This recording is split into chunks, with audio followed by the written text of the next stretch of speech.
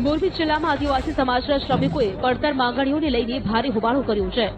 ખેત શ્રમિકો અન્ય ઉદ્યોગ શ્રમિકો એકઠા થઈને ભારે સૂત્રોચ્ચાર કરી કલેક્ટરની આવેદનપત્ર આપી રજૂઆત કરી છે। શ્રમિકોની મુખ્ય માંગ છે કે ખેતરમાં ભાગિયા તરીકે કામ કરતા શ્રમિકોને નુકસાનીનું વળતર મળવું જોઈએ। સાથે જ મોરબીમાં આદિવાસી સમાજની મોટી વસ્તીને ધ્યાનમાં રાખી ક્રાંતિકારી બિરસા મુંડાનું સ્ટેચ્યુ સ્થાપવાની પણ માંગણી કલેક્ટર સમક્ષ મૂકી છે। તો બાળકો માટે એકલવ્ય સ્કૂલ તેમજ હોસ્ટેલ બનાવવાની પ્રબળ માંગ ઉઠી છે। શ્રમિકોએ ઉદ્યોગોમાં થતા શોષણ સામે સવાલ ઉઠાવતા દાવો કર્યો છે કે કામદારોના લેખિત કરાર ફરજિયાત કરવા જોઈએ તેમજ કામના કલાકો નક્કી કરીને તેમને લઘુત્તમ વેતન ચૂકવવું જોઈએ। તો કારખાનામાં શ્રમિકોના મોત મામલે માત્ર અકસ્માત મોત નહીં પરંતુ સાપરાધ મનુષ્ય વધની કલમ હેઠળ કાર્યવાહી કરવાની માંગણીએ જોર પકડ્યું છે। આ ઉપરાંત સેફટી સાધનોના અમલ, ટોયલેટની વ્યવસ્થા અને સિલિકોસિસ જેવી ગંભીર બીમારીમાં આર્થિક વળતરની માંગ સાથે શ્રમિકોએ રજૂઆત કરી છે। મોરબી જિલ્લામાં આદિવાસી સમાજના શ્રમિકોએ પડતર માંગણીઓને લઈને ભારે હોબાળો કર્યો છે। ખેત શ્રમિકો અન્ય ઉદ્યોગ શ્રમિકો એકઠા થઈને ભારે સૂત્રોચ્ચાર કરી કલેક્ટરની આવેદનપત્ર આપી રજૂઆત કરી છે। શ્રમિકોની મુખ્ય માંગ છે કે ખેતરમાં ભાગિયા તરીકે કામ કરતા શ્રમિકોને નુકસાનીનું વળતર મળવું જોઈએ। સાથે જ મોરબીમાં આદિવાસી સમાજની મોટી વસ્તીને ધ્યાનમાં રાખી ક્રાંતિકારી બિરસા મુંડાનું સ્ટેચ્યુ સ્થાપવાની પણ માંગણી કલેક્ટર સમક્ષ મૂકી છે।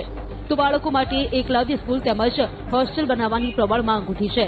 શ્રમિકોએ ઉદ્યોગોમાં થતા શોષણ સામે સવાલ ઉઠાવતા દાવો કર્યો છે કે કામદારોના લેખિત કરાર ફરજિયાત કરવા જોઈએ તેમજ કામના કલાકો નક્કી કરીને તેમને લઘુત્તમ વેતન ચૂકવવું જોઈએ। તો કારખાનામાં શ્રમિકોના મોત મામલે માત્ર અકસ્માત મોત નહીં પરંતુ સાપરાધ મનુષ્ય વધની કલમ હેઠળ કાર્યવાહી કરવાની માંગણીએ જોર પકડ્યું છે।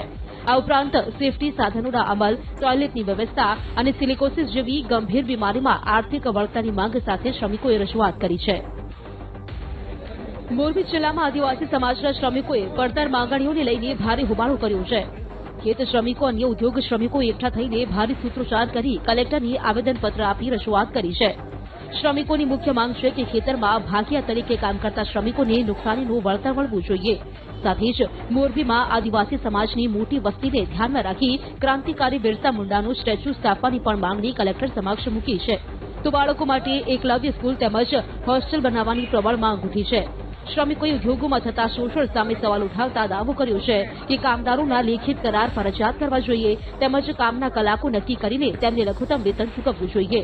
તો કારખાનામાં શ્રમિકોના મોત મામલે માત્ર અકસ્માત મોત નહીં પરંતુ સાપરાધ મનુષ્ય વધની કલમ હેઠળ કાર્યવાહી કરવાની માંગણીએ જોર પકડ્યું છે।